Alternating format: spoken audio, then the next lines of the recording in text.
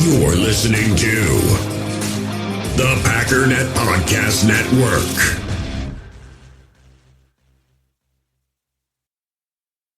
We all have smartphones, and we all know they're pretty amazing, but they also can be amazingly distracting, especially when we're around other people. So US Cellular wants us to reset our relationship with our phones by putting down our phones for $5.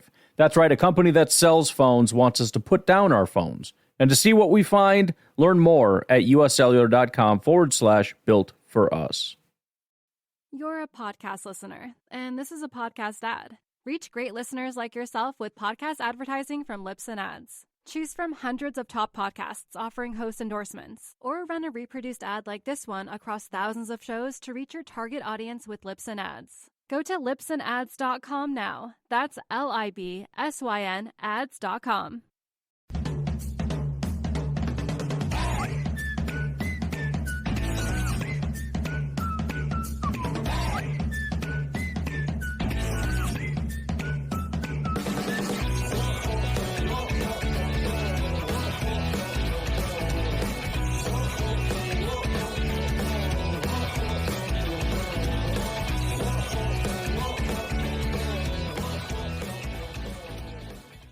What's up, guys? Welcome into Packers Total Access. Good morning, Lambeau edition. My name is Clayton. You can check us out on packernet.com. You can find me on Twitter at Packers_access. Email us, PackersTotalAccess@gmail.com. Text us, 865-658-5824.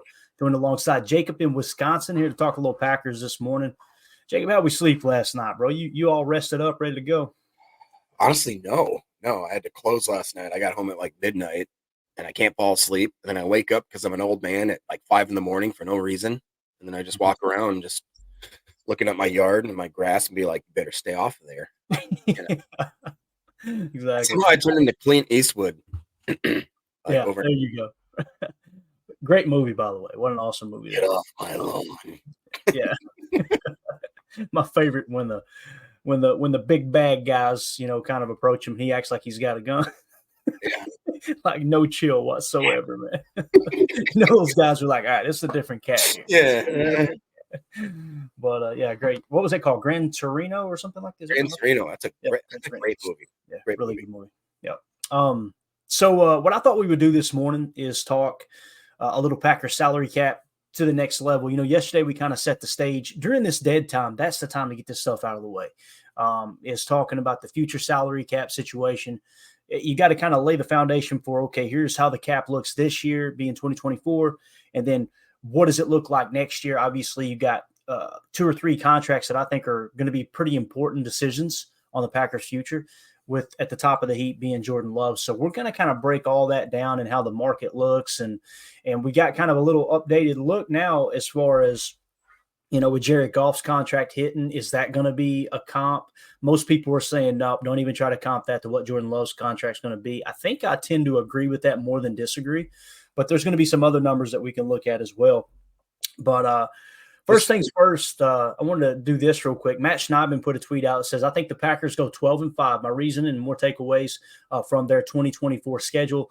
That's from the NewYorkTimes.com. I thought that was cool because you guys know, and correct me if I'm wrong, chat, I'm pretty sure Matt Schneidman just covers the team. He's not really a Packers fan, and there are many Packers fans that cover the team, obviously, and I love those guys. I do. But it's also cool to get people like him and a Jason Wilde that they'll tell you, hey, I'm not a Packers fan. You kind of get an outside perspective without the bias that you're going to get on this here show right here. We're going to be the first to tell you we are biased.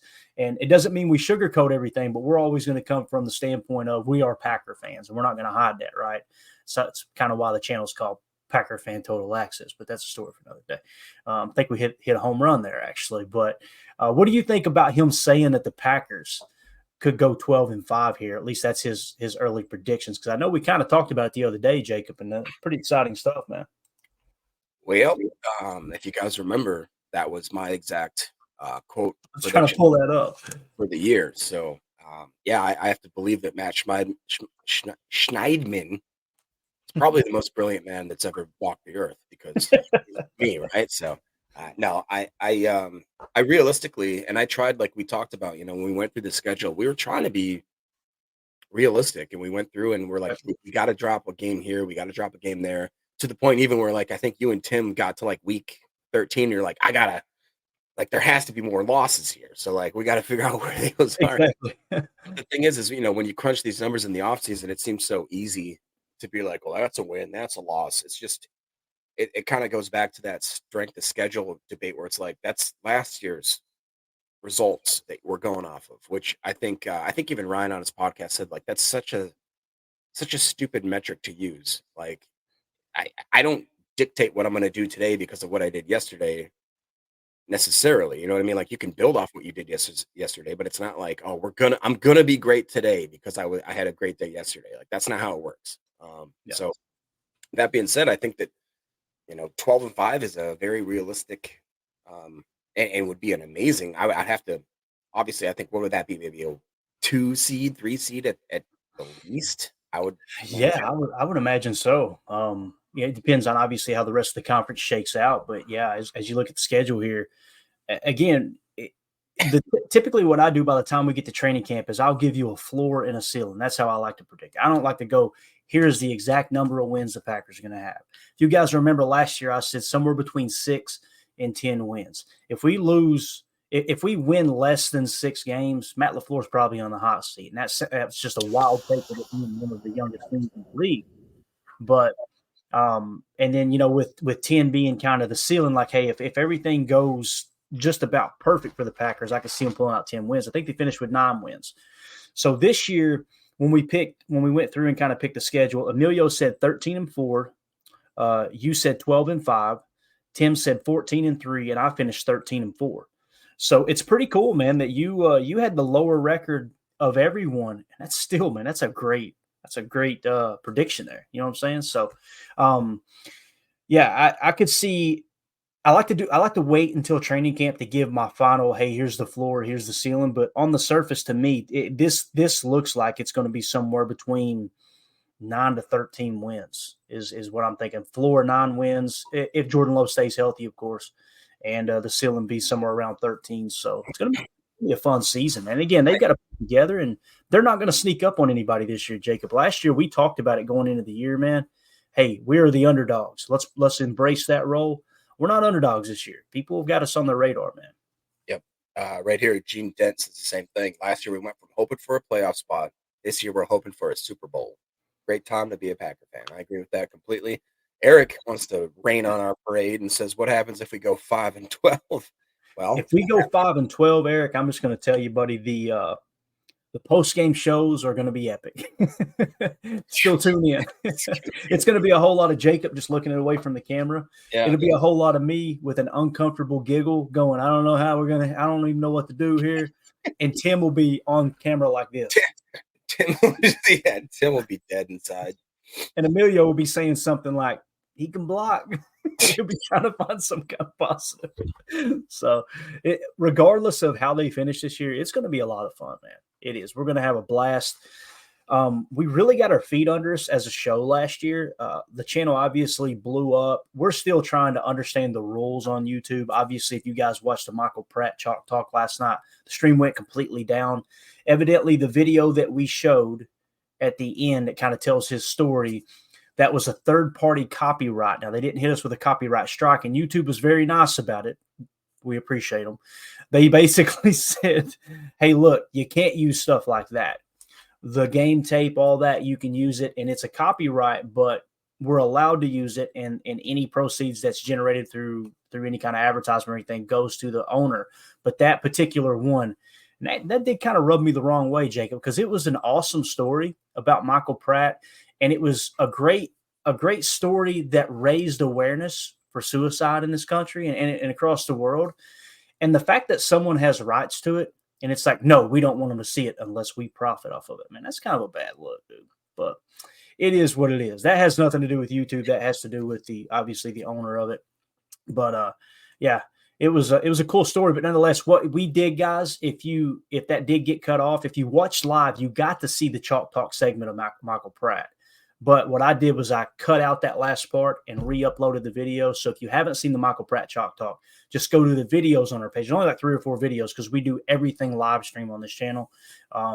you'll see it in there. You can go back and watch it. It was a fun Chalk Talk, Jake. Correct me if I'm wrong, Clayton, but doesn't the free speech platforms like X and Rumble, is that still intact there? Full? It is. But I think what you got there, Jacob. I'm Copyright. going to choose my words wisely here. I think they are a little more. Hey, you're allowed to do what you want on here, and I think the folks that generally try to over police apps, they don't hang out on those two platforms. That's the only way I know to say it. You know what I mean? They're not on X. They're not on Rumble. So it is what it is. This right here is definitely a real thing. Respect Orange said it was probably the crybabies from yesterday that reported you. That goes on a lot. And that's why it's important. You'll see me block people because if you don't block them, what they do is they hang around in the background, right? And they just constantly report your channel. And because you don't agree with everything they say. So again, I don't want the show to turn into that today, but I just wanted to let you know that story is up on YouTube. We always give credit. We said NFL Network owned the rights to it, so you can go watch it on their channel. All you got to do is type in Michael Pratt. It'd be the first thing that pops up. But also, if you want to check out that Chalk Talk, it was a lot of fun. Yeah, Stephen Smith said it was a good story. Also, it is a great story, man. Again, I've lost people to suicide. I'm sure everyone listening to this podcast at least knows someone, a family, someone who's had to deal with that. And anytime you can raise awareness through this sport that we absolutely love, it's just a win-win, So, yeah. With that being said, let's get in. Oh, go ahead. You got something, Jacob? Yeah, I was just gonna say, like the whole ending your own whatever. I don't want to even, because I'm sure YouTube flags that kind of stuff. Mm-hmm. Have you ever seen that video of the soccer fans where it was like the most viewed clip in a while, when it was like two guys going to a soccer match, and one guy seems consistently depressed all the time, the other guy seems so bubbly, so excited, and they watch him go over and over and over through each game. How you doing? How's your life? How you doing? The guy just nothing.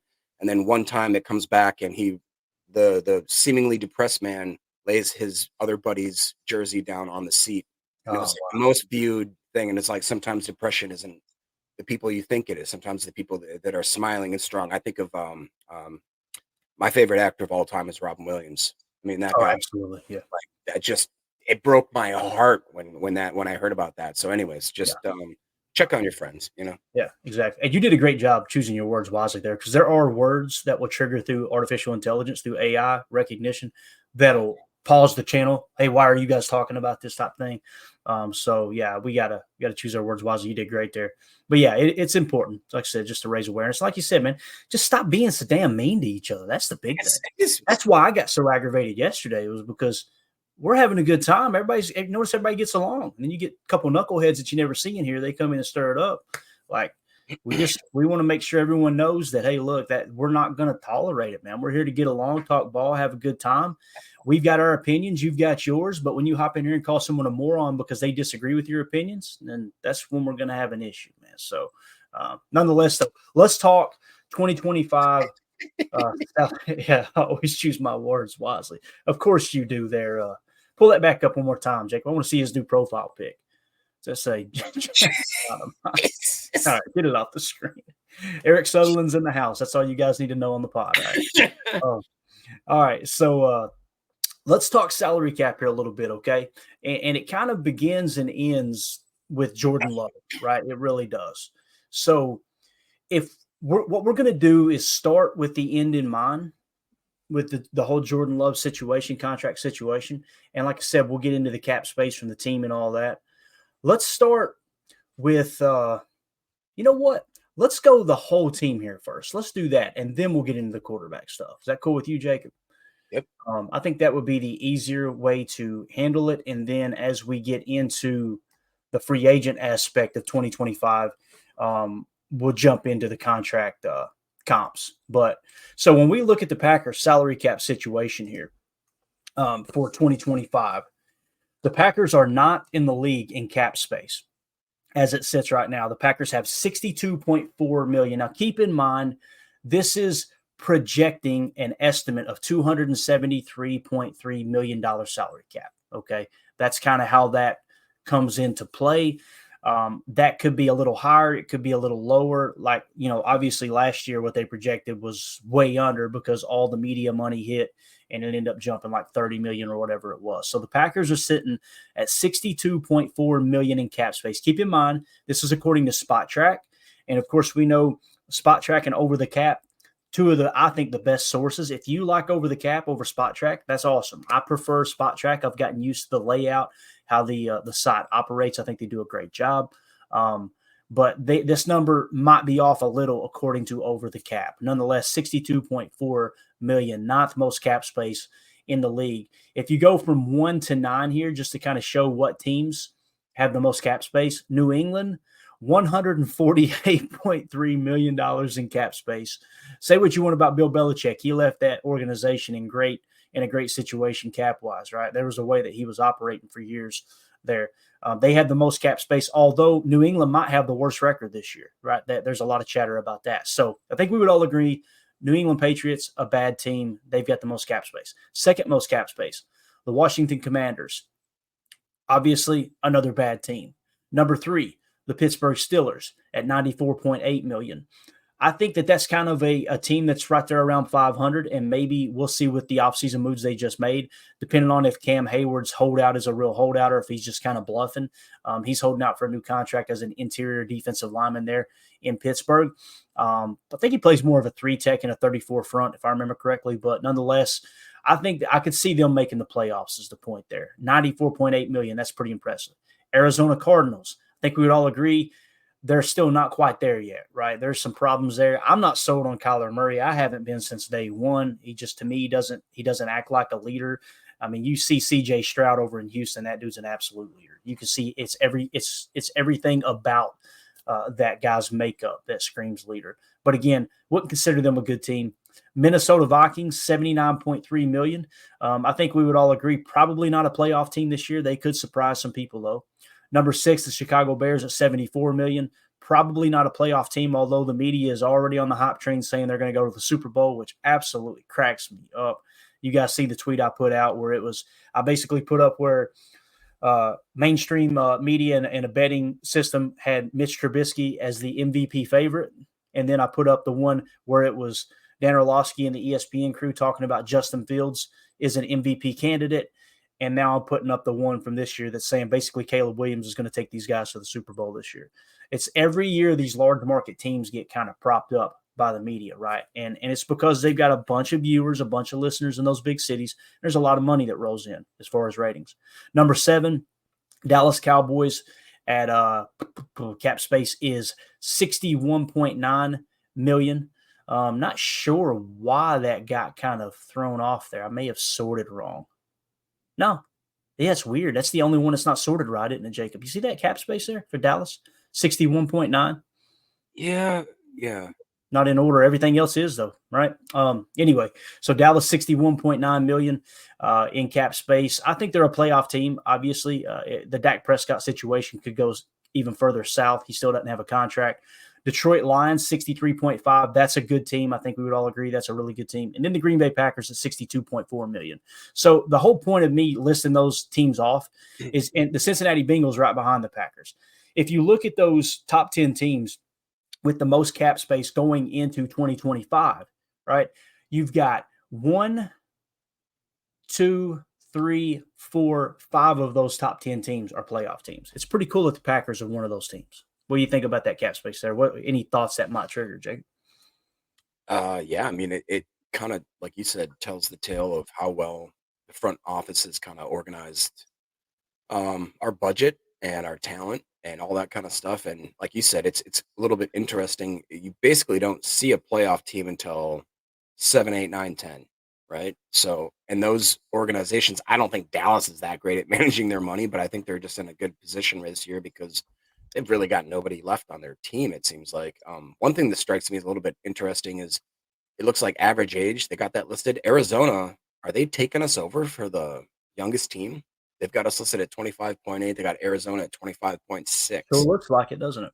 I hope that's not true, man. I like being the young Bucks, but either way, we're going to be one of the, if not the youngest team in the league with that cap space, which lets you know that we just basically what this says is we're really good at drafting because we've already paid a lot of high skill level players, Jair, Rashawn, Kenny, a lot of those kind of guys that have gotten their money. Kenny's up for a redo, but we've got our staples in place here, the foundation of our organization. Obviously, we're going to have to pay Love, so that's going to take quite a bit of that chunk out of there. Yeah, but and we're going to talk about that too. It's exciting to kind of see, and we'll go off precedent. We'll go off, okay, what if past teams who had to give the quarterback a big contract, what have they done? We got like 3 different approaches. We'll show you the Jared Goff approach. We'll show you the Patrick Mahomes approach and the Joe Burrow approach. So kind of cool. I agree with Ron Sample too, by the way. The Cardinals, I think they had a great draft. And again, listen, we don't give out draft grades. It doesn't matter what we think. When we say they had a good draft, that's just according to our board and just an overall perspective. They may come out and be absolute booty cheeks, and we had the information wrong, right? But on the surface, it did seem like they had a good draft, Jake. And I think that it's because Arizona, if I'm not mistaken, they had next to the Packers, I think they had one of the largest amounts of guys they drafted. So if you just influx like 12, 13 guys that are 21, 22 years old, that's gonna bring your number down. I'd be interested to see what the average age is after the final cuts and all that kind of stuff. But definitely, yeah. I don't know if like Minnesota with all that cap space, do you see them trying to do anything crazy to try to glue this year together? This year, no. Free agency's already passed. I think it's a similar situation as the Packers. We're sitting there at 62.4, but you got Jordan Love needing money, right? We all have smartphones, and we all know they're pretty amazing, but they also can be amazingly distracting, especially when we're around other people. So US Cellular wants us to reset our relationship with our phones by putting down our phones for $5.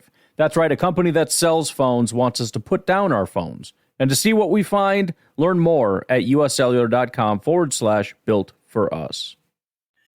In the hobby, it's not easy being a fan of ripping packs or repacks. We get all hyped up thinking we're going to get some high-value Jordan Love card, but with zero transparency on available cards and hit rates, it's all just a shot in the dark. Until now, introducing slab packs from arenaclub.com, the only repack that provides real value, a complete view on all possible cards, and clear hit rates for each one. Now when I buy slab packs on Arena Club, it finally feels like I know what I'm getting.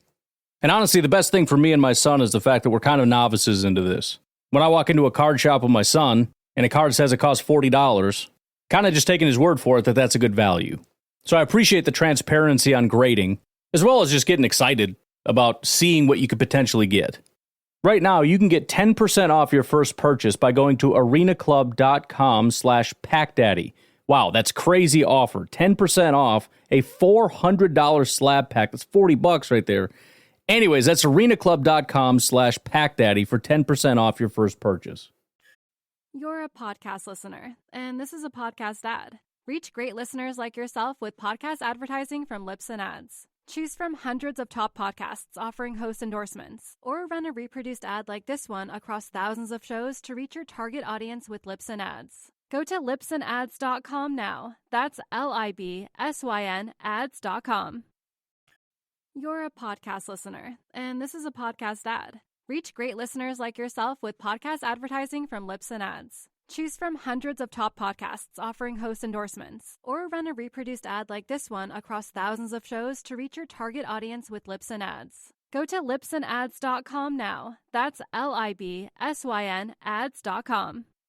With Minnesota, you got 79.3. You got Justin Jefferson looking at him going, hey, man, when you going to write that check? So I think a good chunk of that, the beautiful thing about that is a good chunk of that's going to go to the most important position in the entire league with the Green Bay Packers and Jordan Love at quarterback. With Minnesota Vikings, in my opinion, not that important of a position, especially from the Bill Walsh school of thinking of wide receivers, the last piece you put in place. I'm not saying they shouldn't pay Justin Jefferson. I'm just saying it never seems to line up for the Minnesota Vikings to go, okay, everything's in place. Now let's go all in. Seems like they're always kind of chasing their tail there. So, all right, let's move on so let's take a little bit deeper here. You guys are going, okay, what's the 2025 cap hits look like for the Packers? Glad you asked.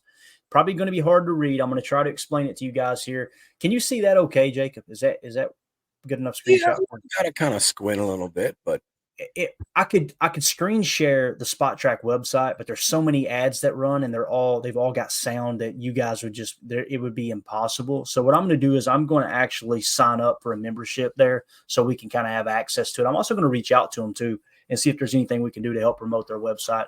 That way we can kind of pay it forward in that regard. But let's just kind of lay this out. These are the top cap hits for the 2025 season. Number 1, Jair Alexander with $25.8 million in cap hit. Number 2, Rashawn Gary, 25.5. Number 3, Elton Jenkins, 17.6. Number 4, Xavier McKinney, 17.6. Number 5, Preston Smith, 17.5. Number 6, Kenny Clark. You guys are going, wait, no, he's not going to be on the team. That's the voidable years we talked about. So his cap hit next year, $13.7 million, even though he's not on the roster. Okay. Number 7, Devondre Campbell to 12.5. We've talked about that. Number 8, Josh Jacobs, $11.3 million against the cap. That's what we were talking about with, it's kind of like a 1-year deal. If you look at the dead cap attached to Josh Jacobs, you could cut him and save $2 million. You got to ask yourself, is it worth saving $2 million to get rid of Josh Jacobs if he plays like that 2022 Josh Jacobs? Obviously not. That's where you're probably going to get into year to year, converting some of that base salary to signing bonus, because he's going to want more guaranteed money eventually. Please, Packer fans, don't look at him as a bad person when that time comes. You can see the writing's on the wall for the restructuring of the contract as they go through that. The Packers have an easy out after year 1, right? Because the cap space is much lower this year, right, than it is next year as far as the cap penalty or the cap hit overall. Let me try to show you here. Well, I don't have the individuals. I was going to show you the actual contract of him, but I don't have it pulled up.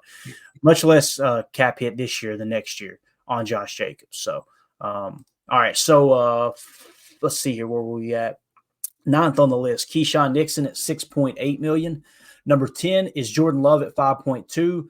But he's not on the roster next year. That's voidable years that they've already kind of pushed out. So he's already on the hook for 5.7 against the cap next year. That will probably go up tremendously, obviously, with the new contract, but they could even kick that down the road and tack on voidable years later on if they want to and continue to spread that around. Number 11, Lucas Van Ness at $4.7 million. Number 12, Quay Walker at $4.4 million. Number 13, Devontae Wyatt at $4 million.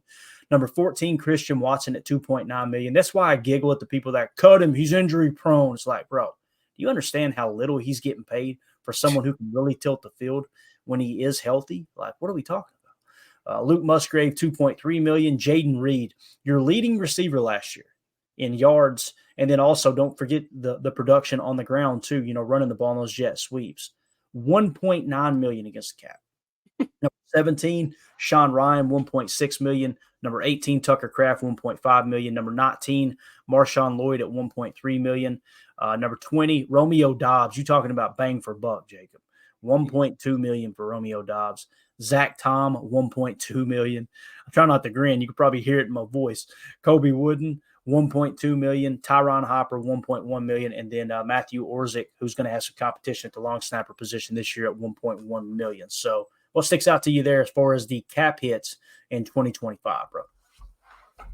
I mean, yeah, just like I talk about all the time, I'm a TJ Maxx. I'm a bundle saver, man. So you're looking at guys down there like Romeo Dobbs, Zach Tom, even Wooden. You can go, like you said, at Jaden Reed, Musgrave, Watson. All those guys are on like basically $1 million per. I mean, that's insane. And like you talked about with Christian Watson, it's like we've seen his highs and his lows. His highs are so high that he can be the best receiver in the league. Like, you remember that 8-game stretch or whatever he had, the 6-game stretch where he cooked everyone. I mean, and I know it's, when healthy is such a tired argument. I hate that argument, but it's just factual with Christian Watson. When he is healthy, he is a absolute game changer.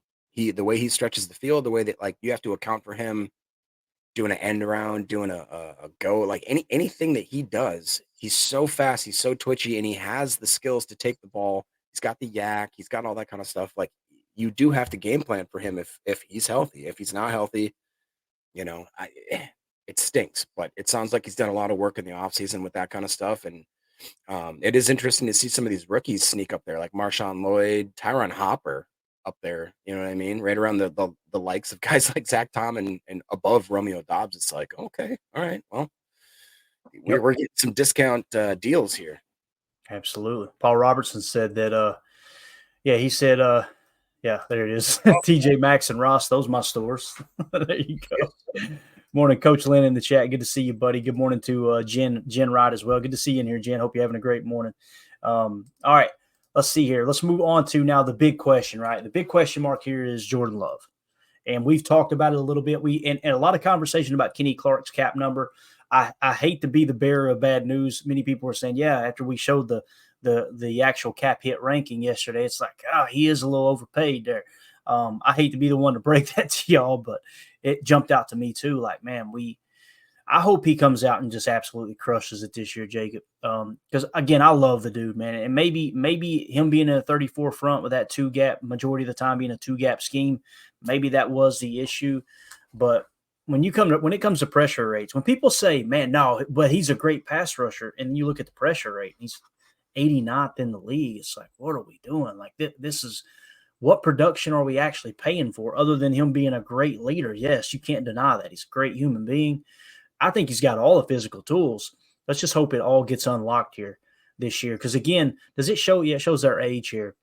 So he's going to be 30 years old next year. That's the problem, Jacob. Like, just nothing points to, yep, re-sign him unless he's willing to take a really big pay cut. And what that screams to me, they're going to let him test the market, you know. Maybe if he tests the market and he comes back and his best offer was $8 million, now you got to ask yourself, however many voidable years are attached to that $13.7 million cap penalty next year, you got to kind of tack that on and you spread it out over those years. So let's say it's 13.7. I don't want to pull the contract page up because it's going to blast that music I was talking about. But let's say that 13.7 is over 3 years. And the reason it all hits next year is because once he's off the roster, it accelerates, right, to the current year. The first year he's not on the roster. That's called cap hit acceleration.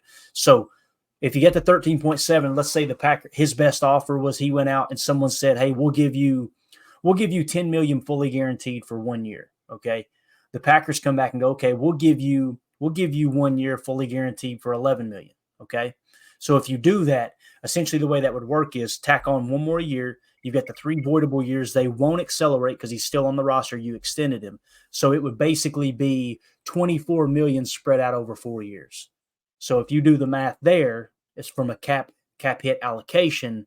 What are you looking at there? $24 million over 4 years, roughly $6 million per, with in mind those last 3 years, he's probably not going to be on the roster unless you extend him year to year.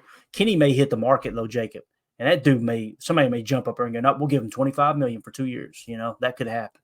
So I think they'll let him test the market, man. But let's move on to the big question, quarterback. All right.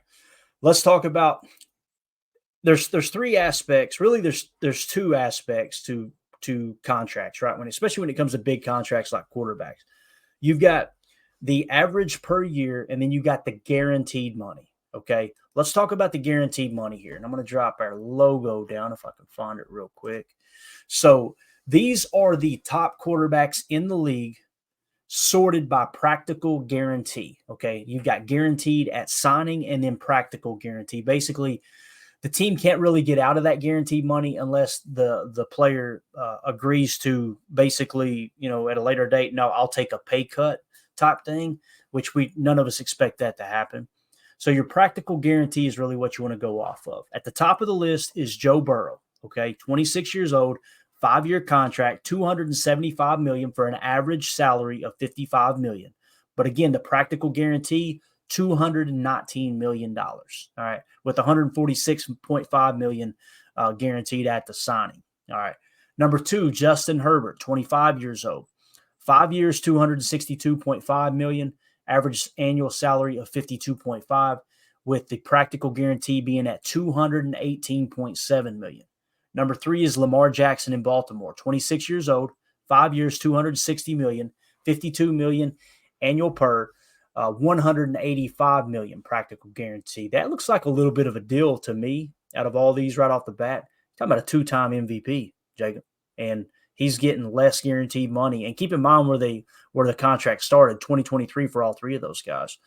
Number 4, Jalen Hurts, 24 years old, 5 years, $255 million, $51 million average salary with a practical guarantee of $179.3 million. Number 5, Jared Goff, He is 29 years old, 4 years, $212 million, $53 million annually with a practical guarantee of $170.6 million. Notice Patrick Mahomes is eighth, right? Now, we talked about that 10-year deal. It was signed in 2020. I love that the top guys, with the exception of Jared Goff being this very year right now, this offseason, the extension getting done, we're all in the same year. It's a little bit easier to comp. What sticks out to you about those quarterbacks as we move on here, man? I guess the biggest thing is Kyler Murray doesn't belong up there.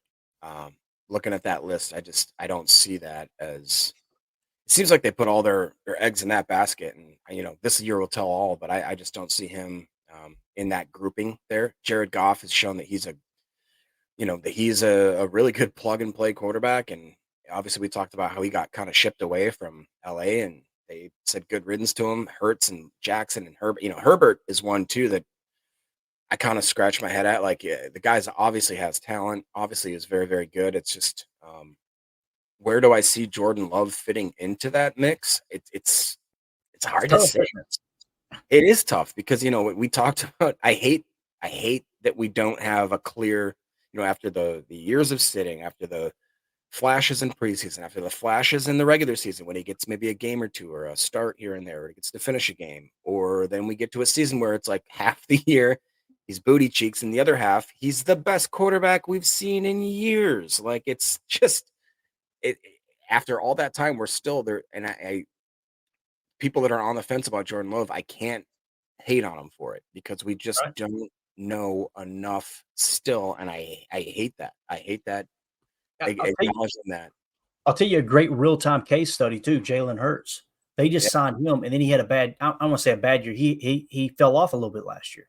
Yep. Many people have talked. I think it was Wildy and Tausch talked about this the other day, and they were like, if Jalen Hurts had the season he had last year, the year before they gave him the contract extension, do you think they give him the contract extension? They might not, right?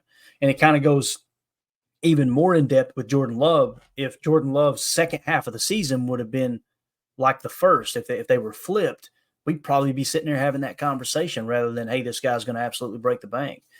So it's, what have you done for me lately in the league? No doubt. Let's hit the comments real quick. I see you got a few, Mark. Appreciate you keeping up with it, Jay.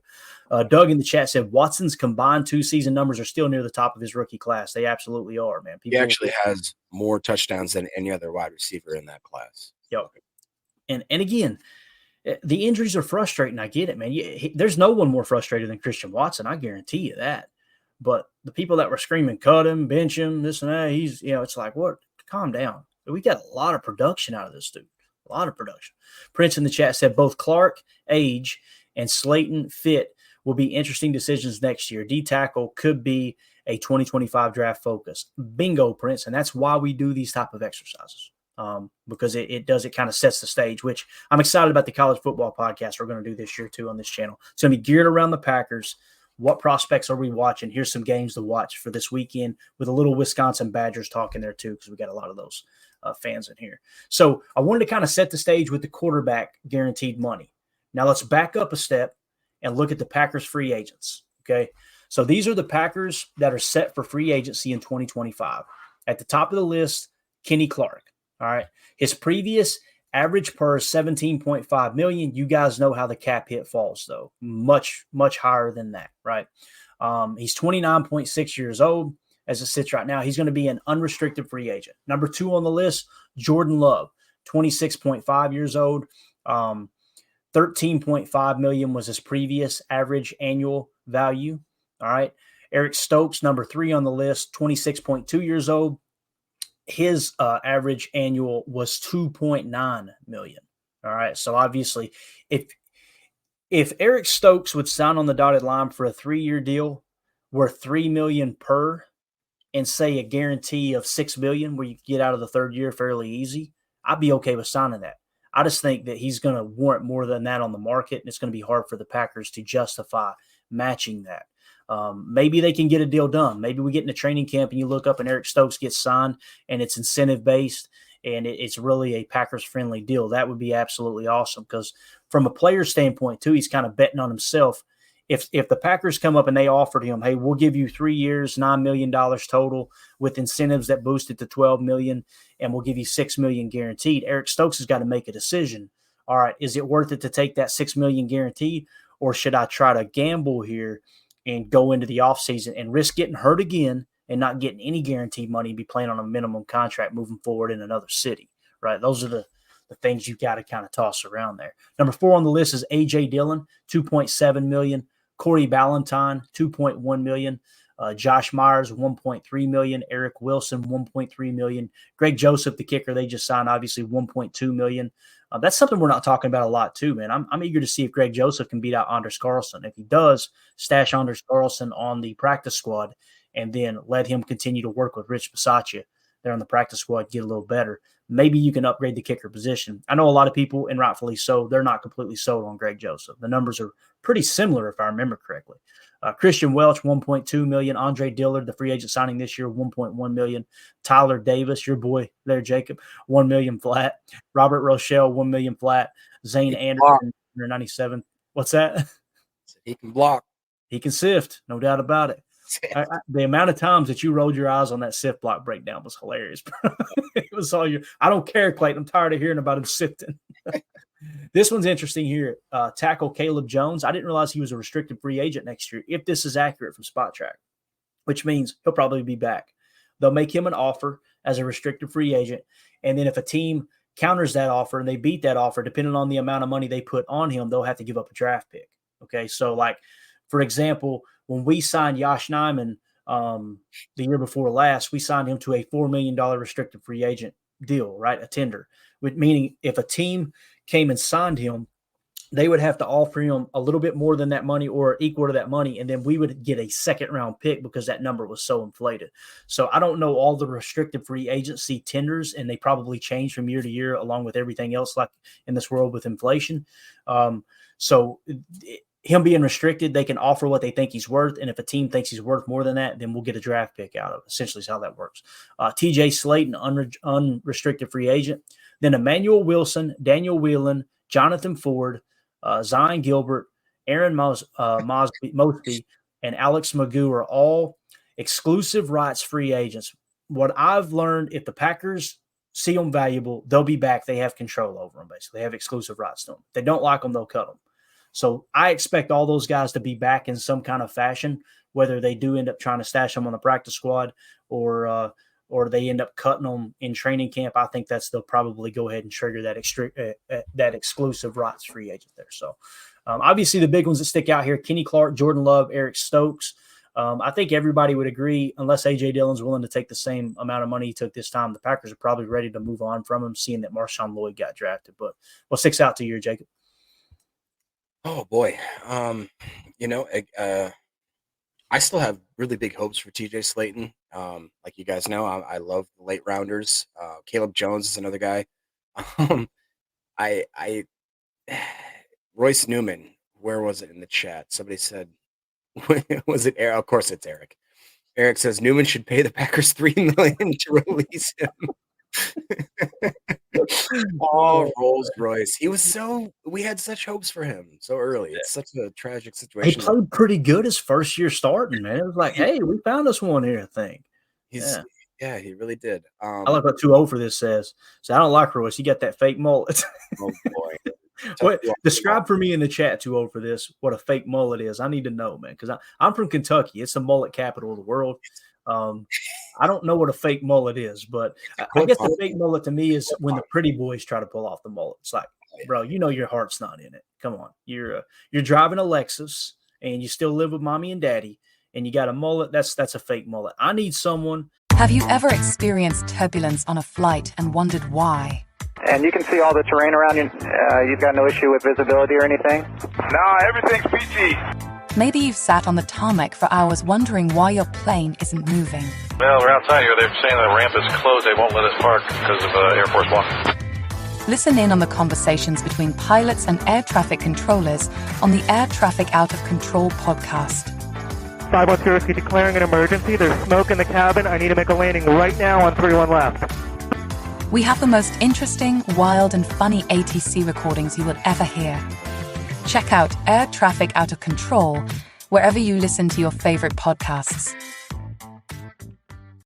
Like the guys that I grew up with, they got a Honda Cruiser parked in the living room to keep it out of the weather in the middle of a trailer park, right? And like my dad did, we had Budweiser cans on the Christmas trees ornaments. That's a true story. I can show you the picture. So that's a real mullet. My dad has a real mullet. All right. What, Jake? That's real?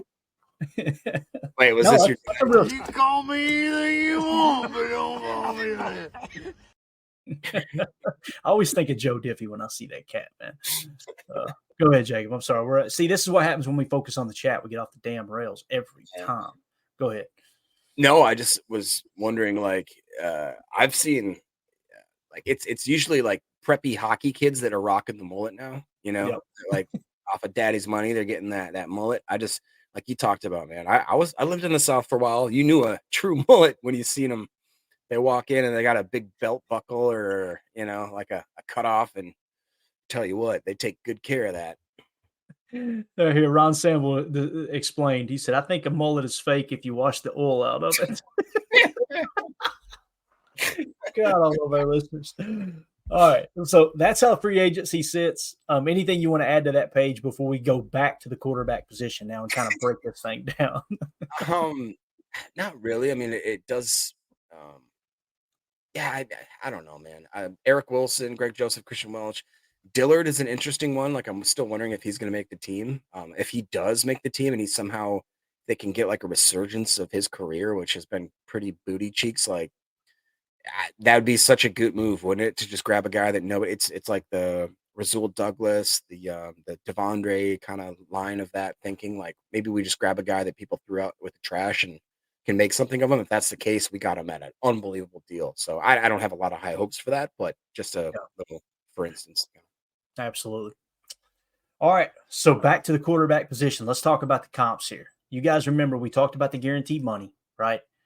Let's start with the most recent contract that was signed, Jared Goff there. You see him, 4 years, $212 million, $170.6 million practical guarantee. Let's go to the contract details. This is going to give you an idea of how it may or may not lay out for when the Packers do sign Jordan Love to a contract extension. All right, so in 2024, this year, Jared Goff's cap hit is $27.2 million. That is really manageable. 2025, it's 32.6. 2026, it's 69.6. In 2027, it's 54.6. And then in 2028, it jumps to 61.6. Now, here's the number you need to keep up with. Look at the cap hit column, those numbers I just read to you guys on the pod. There's also a dead cap column. So in 2024, his cap hit is 27.2. His dead cap is 123.6. Obviously, there's no way they're going to cut him, right? There's no way they're going to try to move on this year after giving that. People are going, no crap, Sherlock. 2025, cap hit 32.6, cap penalty 96.4. No way you're going to cut him. 2026, cap hit 69.6 million, dead cap 63.8. What that means is if you cut him, he's still going to be 63.8 million against your cap, but his cap hit would have been 69.6. You would free up $6 million. If it goes completely south, you could see the Lions go, okay, yeah, he's lost it. He's 32 years old. He's not even backup quality. Let's just cut him, free up the $6 million. Or if he's playing decent and it's like you still can't justify the 69.6, that's where you might tack on voidable years, convert some of the base salary, which if you look over at the base salary in 2026, it's $55 million. That's what we're talking about, being able to convert that right there, some of that, say half of it. Let's say you took $20 million of it and converted it to signing bonus. You write him a check. You can now take that $20 million, spread it out over voidable years. Let's say you put 3 voidable years on the end of the contract. Now you can spread that out, and you're only on the hook that year for $35 million. So, well, I'm sorry. You'll take the $20 million off, which will drop his cap hit down to $49 million. That's how cash over cap works. That's how the restructuring of these deals work on the surface. Okay. So 2027, his cap hit is $54.6 million. Look at the dead cap, only $29.2 million. Now you're in that range where it's okay. We could cut him loose. What do we always say, Jacob? Me and Tim talk about this all the time. It's a 4-year extension, but it's really just a 3-year deal. Really just a 2-year deal, to be honest with you. So that's why these players are trying to get guaranteed money, because you see how the teams can save money by cutting these guys. Go ahead, Bo. Yeah, just too old for this guy. It's like Jared Goff is only 29. In my mind, he's a 38-year-old quarterback who's limping into each game. And it's like, nah. Like Paul said, Goff is the oldest, youngest quarterback in the league. I don't know why. I just feel like the dude is, and honestly, like, not to make this a Jared Goff podcast or anything like that, but the guy, he just seems like a good dude. Apparently, like, really great in the city of Detroit. He's got a smoking hot wife. I'm just saying, like, the dude's like living the life, you know. After he got cut, or not cut, but after he got traded away, I'm sure that in a moment he was like, man, what am I doing? What is my life going? Well, you know, sometimes God gives gifts that you don't know about, because I feel like that his career was absolutely catapulted when he actually left LA there and went to Detroit. So I think Detroit's happy about it. 53 a year. I don't know how I feel about that if I'm actually a Lions fan, but you know, whatever. When I see the age too, Jacob, I'm still in that old mindset. I see 32, 33, and I think, oh, well, he's old. That's not old for a quarterback. Like these guys, you know, they can to me, 35 is the new 30 for quarterbacks. You know what I'm saying? Like you kind of expect them to play pretty much peak until 35. They may lose the legs a bit like we've seen Aaron and all the greats do. But other than Tom Brady, he ran a faster 40, what was it, last year than he did at the combine, which is that's pretty wild to think about. Make you want to go out and buy some avocado ice cream. But to be fair, Tom Brady looked pretty pasty in his rookie year. He was not the epitome of an athlete as far as physique. Yeah. He was a quarterback, not an athlete. Just like what I used to say when people said, oh, did you play sports? Or were you an athlete? I said, no, I wasn't an athlete. I played baseball. I wasn't an athlete.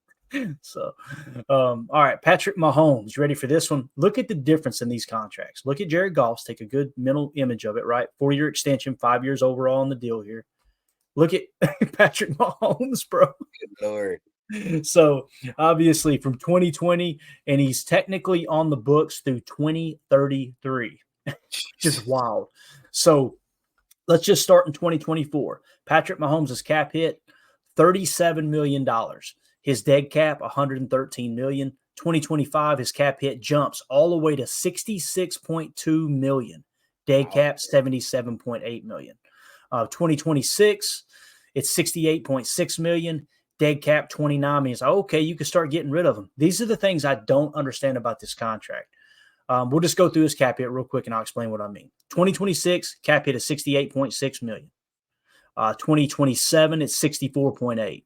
2028, it's 32.5. 2029, it's 34.9. 2030, it is 45.5. 2031, it's 48.3. And then look at the two voidable years, Jacob. $60 million is what it's showing in cap hit on those two. Okay. So if you were to cut him, I imagine that would accelerate. So what it shows you is, if I'm understanding this contract correctly, and again, this is one of the more difficult contracts to fully understand, those last 4 years, he basically said, look, this is a team-friendly deal. I remember Andrew Brandt saying, I don't understand why Patrick Mahomes is doing this. He's doing it because he wants to win rings, and he wants to be considered the GOAT. I'm not a big Patrick Mahomes fan, but you got to tip your cap to him there. You really do. So they're set up. The problem they're going to run into is next year in 2025, they're going to have to shuffle this stuff around. The cap keeps going up, as we always talk about. All you've got to do is convert some of that money to signing bonus. Look at his roster bonus of $33.3 million. That can be converted to signing bonus to $16.6 million. A good chunk of that base salary can be converted. But you could take $20 million of that combined $48 million and convert it to signing bonus and spread it out, tack it on, let's say, to years 28 and 29, allocated to those years, right? And you're going to free up $40 million. So, is there any, like, I'm not a great numbers / contract guy. It makes my eyes cross, to be honest. If they get into, let's say, 2026, and you start looking at the fact that, this dude's like 24% of our team's cap, like, can they restructure? If they do restructure, who holds the cards? Like, is that 10-year contract, quote unquote, is it there as just a placeholder, and then they're going to do work as you get down the line, kind of thing? That's exactly what I see. More specifically with 28 and 29, right? Because the way it's structured, it's almost like where most teams are, hey, the Packers like to structure contracts where we got an out on the last year or two. We can get out of this contract. Others will structure it in a way where it's backloaded. We'll pay the bill later, right?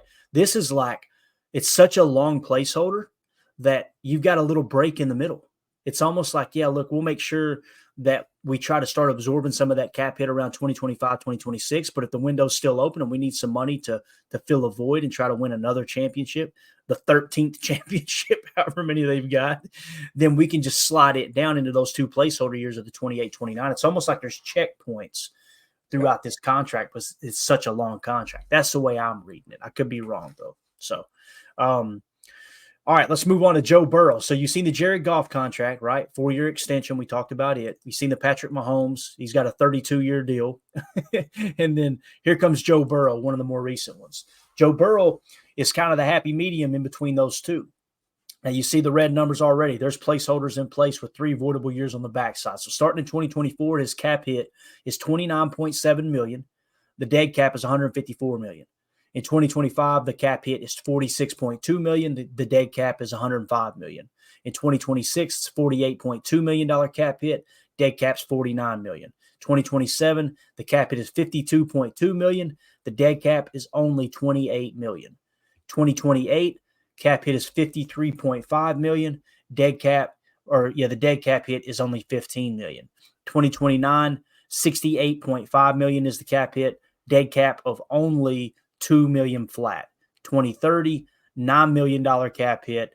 And of course, he's not on the roster now. These are voidable years. $9 million, then $3 million, then $1 million. Most of the time, that gives you some immediate cap relief by doing that, but also you got those placeholders where you can extend that money out if you want to convert some money to signing bonus. So that's kind of in between. The Jared Goff is more along the lines of how the Packers like to do their contracts. Patrick Mahomes is kind of the unicorn of the group. Joe Burrow's like right in the middle. Does that make sense, Jacob? Yep. So that's how that lays out. And again, we're taking these 3 contracts so we can look at the cap hit. The whole purpose of this exercise, I know by the sound of my voice, you probably think I'm flying blind here, but the whole purpose of all these exercises is to try to determine what's a reasonable cap hit we can expect for Jordan Love in the next 2 to 3 years. That's going to determine how much cap space we actually have, right? That's why we're doing this. Let's move on now to the Jordan Love market value. Okay, now, again, this isn't the tell-all, end-all. This is just Spot Track trying to project. We're going to tell you why they project this too. So the 4 comps that they give you for Jordan Love's new contract is going to be Joe Burrow, Justin Herbert, Lamar Jackson, and Jalen Hurts. All right. When you look at it, the things they're comparing, and I'm not going to read off everyone's stats. I'm just going to give you the percentage change when it applies to Jordan Love's market value. Joe Burrow, right? He's, obviously at the top of the list. You got gameplay percentage. You got passing yards per game, passing touchdowns per game, passing interceptions per game, passing completion percentage, passer rating, rushing yards per game, games played per year, and then an overall rating. And then you compare that across the board to Jordan Love. This may not be exactly how the Packers and other NFL front offices do it, but it's going to be similar. This is what we're talking about. Okay, who do you compare to across the league? That's going to determine your contract. Notice Jared Goff's name is not listed here, right? So you got to kind of, Jared Goff's the most recent contract, but probably doesn't compare very well to what Jordan Love's camp is going to try to get, that type of thing. So when you look at all those changes, let's read off Jordan's average, okay? Well, the average of the top 4 there, Joe Burrow, Justin Herbert, Lamar Jackson, and Jalen Hurts, okay? Gameplay percentage, their average is 88.9 is the grade there, okay? Is the percentage of gameplay percentage that they have, okay? Jordan Love's is 63.6. That's for a percentage change of minus 28.4. That's going to hurt Jordan Love. When they come to the negotiating table, they're going to go, hey, look, he didn't play near as many games. That's the dilemma we're in, Jacob. We've talked about the whole time is we haven't seen quite enough. He's playing great. We just haven't seen enough. Passing yards per game, those 4 quarterbacks average 253.1. Jordan Love, 207.3 for a minus 18.09 percentage change. Passing touchdowns per game, their average, those 4, 1.67 per game. Jordan Love, 1.57 for a change of negative 5.9%. Passing interceptions per game, they average 0.72. Jordan Love averaged 0.52. Pretty cool. So there's a positive net gain for for percentage change when it comes to Jordan Love at 27.78%. Passing completion percentage, those 4 quarterbacks, 65.9. Jordan Love, 65.4. Only a negative 0.70. Not much change there. Passer rating, those 4 average, 95.8. Jordan Love, 104.1 for a positive net gain of 8.6%. Rushing yards per game average for those 4 players, 35 rushing yards per game. Jordan Love is only 11.7. That drops him down negative 66.5% compared to the others. Now, do I think rushing yards per game for quarterbacks going to come into the contract as a huge factor? I really don't, but it's still. That's basically Lamar and Jalen, though. That ain't Herbert and Burrow. Bingo. Yeah. Look at Lamar Jackson, 63.7 yards. Rushing yards per game. There's the biggest chunk there. But again, you got to comp it. Game played per year, they average 15 games per year. Jordan Love has only averaged 10.5 games per year, okay, for a net loss of 30%. So the rating overall for those 4 quarterbacks is 84.15. Jordan Love's is 80.5.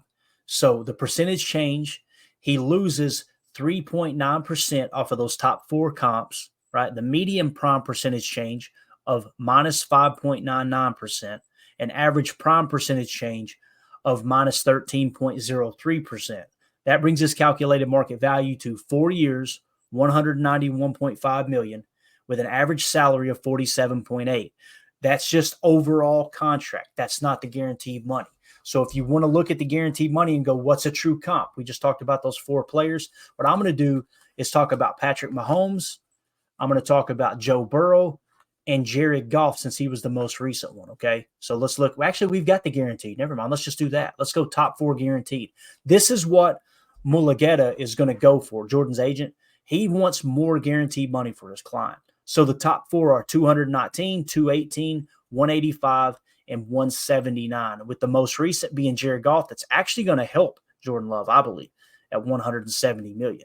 So if you went right in the middle of those, what would you be looking at, Jacob? You'd be looking at, let's say 185, let's say 190 million or 190 million guaranteed. Okay. So if you go back to the contract and you go 4 years, 191.5 million, the numbers don't shake out, right? You're saying, okay, is it going to be a fully guaranteed contract? I don't expect the Packers to do that, but the numbers that's why it's such an awkward situation.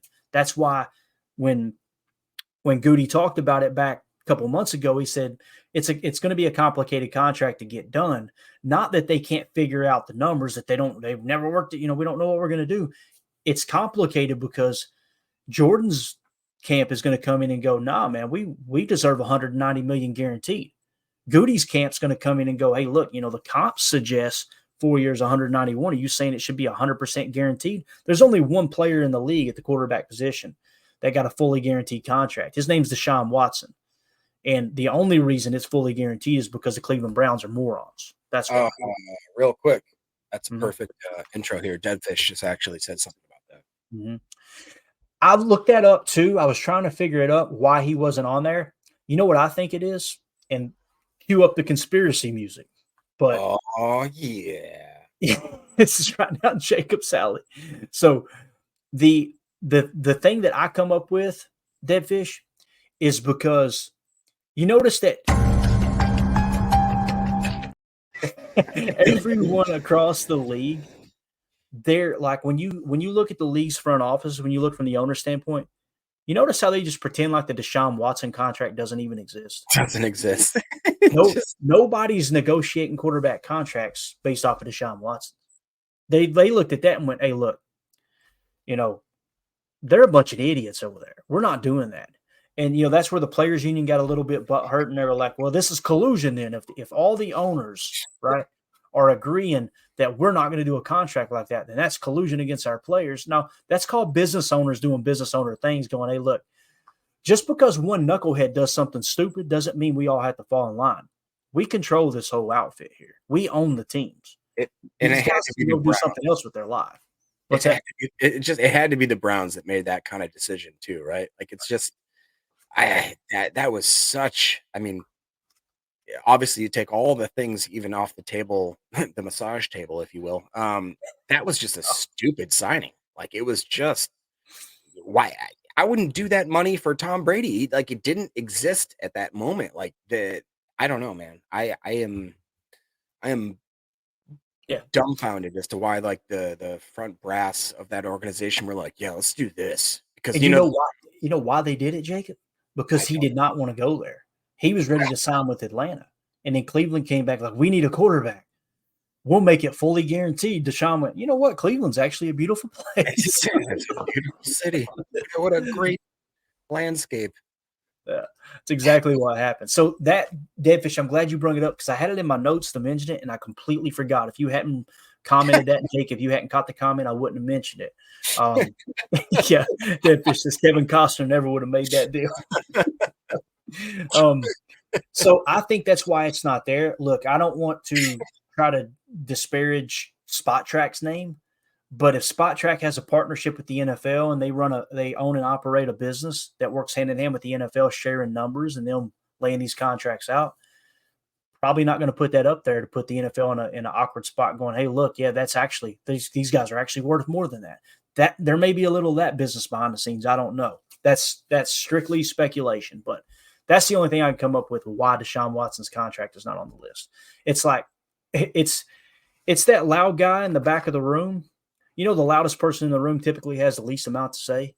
Yep. He's that guy. He's just shouting at the top of his lungs, showing his rear end the entire time, and everybody at the party's just going, just ignore him. Just ignore him. That's what it feels like the owners are doing here with the Browns. So, what do you call that? Social IQ? Yeah, I think we would, yeah. Sideline report says, then the Russell Wilson extension before he even takes one snap for 10. Yeah, it's wild, man. Absolutely wild. So, again, back to it. Let's wrap it up with this. The number we're coming up with, $190 million guaranteed. Obviously, the market value is suggesting that's what the overall contract's worth. I don't think they'll go 100% fully guaranteed contract like that, 4 years, $190 million. I just don't think that's how the Packers do business. That's why it's going to take this thing a little time to get done. The thing I want to key in on, though, again, let's just go back real quick and look at those three quarterbacks and their cap hits for the year after they signed their deal. So when you sign this deal with Jordan Love, it's going to apply next year to 2025. So look at the cap hits. Jared Goff, most recent contract, $32.6 million cap hit next year. Patrick Mahomes for 2025, his jumps to 66.2. We talked about how that's kind of the outlier where that break is 3 years down the road where they'll probably push some money out. If you look at his most recent cap hits, 35.7, 37.1, 37 million flat. Then it jumps to 66, 68, 64, and then back down to 32, 34, 45, 48. So the number you're seeing is in the mid-30s, right, Jacob? So again, here, 2025, 32 million. Patrick Mahomes, I would just say, let's call it 37 million would be a normal cap hit. And then Joe Burrow in 2025, his is 46. What I think is going to happen from a cap hit standpoint strictly, Jordan Love's cap hit next year will probably be somewhere between 32 and $45 million. That's what I expect his cap hit to be in 2025. Now, in 2026, that number is going to begin to jump like a lot of these contracts did. It may not jump all the way in the 60s, but it will probably jump in the 50s. Then you got to get creative with the cap. What were you going to say, Bo? No, it makes me laugh because I remember at one point, I don't remember exactly what year, what time frame, we were looking at contracts. People were like, Aaron Rodgers dictates 25% of the whole team's salary. Isn't that outrageous? And it's like, well, yeah, like it's not that outrageous. Like you look around the league now, and that's kind of the standard, isn't it not? Right. Or am I? I'll do you one further, bro. When Rodgers and Goody, when they're falling out, hit an all-time peak, I was one of the only people, and this isn't, I'm not running a victory lap here. I got hate for it. I still get hate for it to this day. And my stance I'm still hold fast there. Aaron was trying to get Goody to partner with him, right? It's like, hey, let's, why don't you give me some say in the personnel?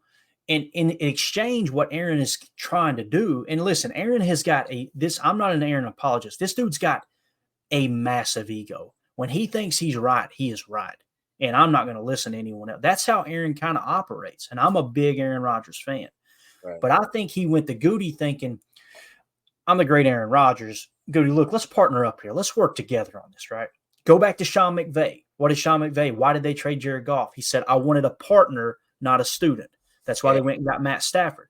People can foo-foo it and they can laugh and go, what a stupid move. They got a Super Bowl ring, fellas. It worked. That blew my mind that people that year were going, well, they're not the best team. They got the Lombardi. I could give a rat's ass if I'm the quote-unquote best team if I get a Lombardi. If I could interject, though, I will say that that was kind of like when people say, you got to go all in, all in. The Rams went all in, and now they're suffering for that for the next, 4 or 5 years after, because they did. They went all in, and guess what? In some eyes, it's worth it. In other eyes, it's right. And my slight pushback, my slight rebuttal there is, didn't they make the playoffs last year? They did. Yep, you're right. Even with a limping team, right? Like, bro, they won the Super Bowl with the largest cap penalty in NFL history. Yeah. That's what's wild. They were carrying the largest cap penalty for one specific player. I think it was Jared Goff, and they still won the Super Bowl. That's what I'm saying. Like, you got to kind of don't let the contract talk completely, the salary cap talk completely control the conversation. The number one goal is to field the best team. But back to the Aaron Rodgers thing, I said, I think if Goody had approached it different, Aaron wouldn't have been so combative. They were both at fault. I said that all along. They're both to blame, that their egos got in the way and they couldn't make it work. If it had worked, then Aaron would have continued to keep that cap number down. I challenge everybody, go look at Aaron's cap hit number, average it out, average his cap hit ranking. This is the only way you're going to get a true assessment of the situation, because people go, well, you got to look at the guaranteed money. Average it all out, cap penalty included, over the course of his entire career, and you'll find out that he's going to be in the top 10 in highest paid quarterbacks, but he was never the number one. He was never a top 3, like when you average it out over the duration of his contract. When Goody hardballed it and pissed Aaron off, and then Aaron started taking shots at him in the media, and then they fully guaranteed that $150 million contract for his extension and put the Packers in that situation where last year they have a $41 million cap penalty. It's literally both sides, Aaron and Goody, could not have handled it any freaking worse. Now you guys are going, well, how do we know he would have took a pay cut, Clayton? How do you know he would have worked with Goody like that? I'll show you how. Look at his cap hit here. Look at Aaron Rodgers on this list for fully guaranteed, practical guarantee. Aaron Rodgers, $75 million. He's 14th on this list with 3 years on the contract. He did it when he went to the Jets. And when he did it, all the Aaron Rodgers haters, guess what they said?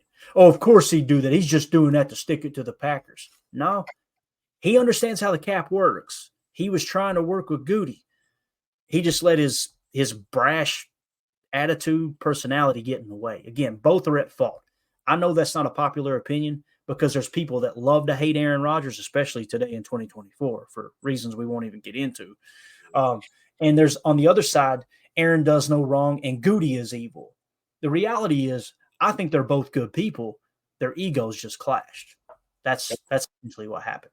And that's where I had to bite the bullet and swallow my ego, Jacob, because when Bob McGinn was reporting all this, Clayton was the guy going, he's just trying to stir up crap, man. That ain't true. None of that's true. He was right. He had it right from the get-go, man. So I don't mean to bring up that old subject, but when you're talking cap situations, it's important for the whole story to be told. It's just like the whole Brett Favre saga and him falling out with the Packers. I remember when it first happened, people hated the Packers. Do you remember that? Packer fans picketing outside of Lambeau Field. They were wanting Brett Favre back. And I remember somebody saying, take you to the toilet bowl, and Brett Favre will take you to the Super Bowl. Matter of fact, let's go down memory lane. Rodgers, who the only place he's going to take you to is the toilet bowl, and then you got Brett Favre, who will take you to the Super Bowl. Yeah, I hear you. I'm just saying, we're not going to talk about it. I'm just saying, we're not going to talk about it. Just because, the reason I say that, Jacob, is because, like, when that happened, I remember reporters going, it's going to take a few years, but the whole story will come out. And then you find out the timeline of how Brett went back. And, like, they literally, he retired and unretired 3 times in one offseason. Many people don't know that timeline. Go watch, Google, you'll find it on a really weird website, but it'll pop up it'll say, if you'll Google last day at Lambeau, it tells the whole story of the timeline. When that happened, everybody tried to paint the Packers as the evil organization, when in all honesty, that was Brett's ego getting more in the way there. Ted Thompson was just a innocent bystander, if you will. I'm really, really glad that Aaron was able to get Ted a Super Bowl and kind of justify his decision for sure. But again, this isn't the whole ill will towards Brett or Aaron or Goody or anyone else. It's important that the entire story gets told, because in the raw emotion of being in the moment when this stuff's happening, because we're all fans, we all want the same thing. We want Lombardi to come home to Green Bay, but we kind of get there in different ways. It's important to look back on it and go, yeah, I was wrong there. I know I was wrong. Again, I was bashing Bob McGinn going, this dude, he's just trying to stir up trouble. No, they really hated each other behind the scenes. So we got to wrap this up, man. Golly, we went way over, but this is fun, man. This is good off-season conversation. What you got, Jacob, as we get ready to wrap up, man? I do have one more thing. I sent you a snapshot on Twitter. You don't have to bring it up if you can't here, but one of my followers, or one of the guys I'm friends with on Twitter, goes, I'm legit confused here. They showed, Adam Scheffner shared the class of 2024 at this weekend's NFLPA rookie premiere in Los Angeles. So they got maybe 20, 30 guys out there all lined up. And you see a guy with a Green Bay jersey on wearing number 17. And to the naked eye, you're like, why is Anders Carlson standing out there? And no, it's not Anders Carlson. It's Michael Pratt. So apparently right now they're sharing the number 17. Why would they be sharing the number? Thank you. Right there. Look at that beautiful mug over there. So the documentary that we showed last night shows you why he wears the number 7. That was his teammate that passed. Trying to think it. Yeah. Afraid to say the word because they'll take the stream down. Right. Yeah, the kid who lost his life, right? We'll just put it that way. He always wore number 7. He's got a tattoo, believe in 7, because that's what his buddy always said. Believe in 7, because that was his number. Like, you can believe in me, I got your back type thing. So 7, the number 7 is very, very, very important to Michael Pratt, obviously. So when you wear the number 17, it kind of makes me think either Anders Carlson is willing to give up that number. Maybe they'll just work it out later on in camp, or maybe it's something that he'll end up changing it later. But in his rookie premiere, he's not technically on the roster yet. This doesn't have to be the exact jersey, although for marketing, for branding purposes, players want their real jersey out there, I think that's why he did it. It's an opportunity to have that 7 in there. Now, some people go, why didn't he wear number 7? Right? I can't remember who's number 7 on the roster. I don't think it's obviously not a retired number, right? But isn't it Quay? Yep, Quay. Yeah. So you can't. Yeah, it's one of those things that yeah. I know some people are probably reading between the lines, like, does that mean Anders isn't going to be on the team? To be honest, that was the first thought in my head. I'm like, ooh, right. They're getting this number away. Yep. Could be, man. Could be, that. Now, listen, I don't think the front office went to Michael Pratt and said, hey, we're 17. We're cutting him. I don't think they did that. We're going to let him go just a few weeks early. Going to the rookie premiere, a little bit easier to go, okay, there's 3, to the best of my knowledge, there's 3 kickers on the roster. It's going to be a camp battle. And Quay Walker ain't going anywhere. I think I'll just choose 17 here and roll the dice. So, yeah, probably what happened. But, all right, we're showing that StreamYard has a low signal.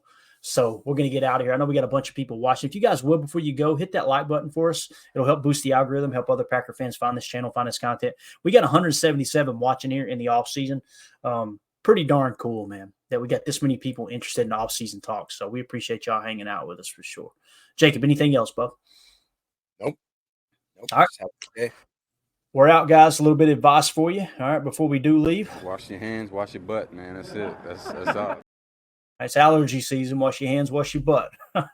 So, hope everybody has a great day. We'll be back tonight for PTA Live. If I have time, I'm going to try to put together our final chalk talk for the rookies. I think it would be Kalen King. If I don't have time, we'll just hit some more news around the Packers.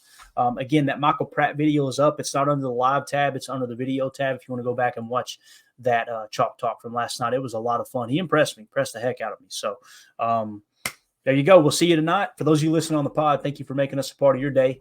As always, let's go out and be the change we want to see in the world, and go Pack Go.